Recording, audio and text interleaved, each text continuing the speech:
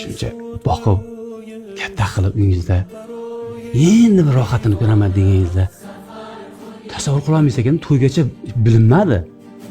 Olib ketayotganda bilinar ekanda. Qiz endi u.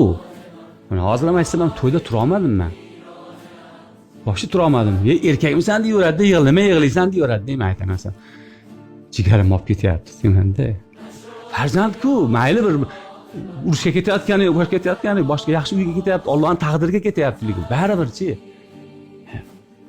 Boshqacha bo'lar ekanda farzandni unaqa. Avvalambor bunaqa narsa hammaga nasib qilsin. Lekin to'g'risi men ayolimdan ko'proq men yig'ladim. Bilmayman nimagadir. Menga ko'proq ta'sir qildi bor-ku.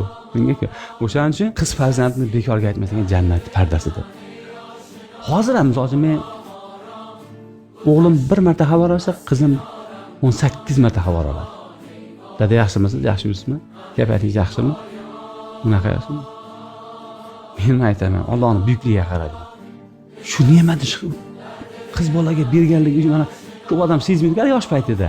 Katta bo'lsa sezar ekanda qarang. Haqiqatdan ham farqi bor ekanda o'g'il bola bilan qiz bolani.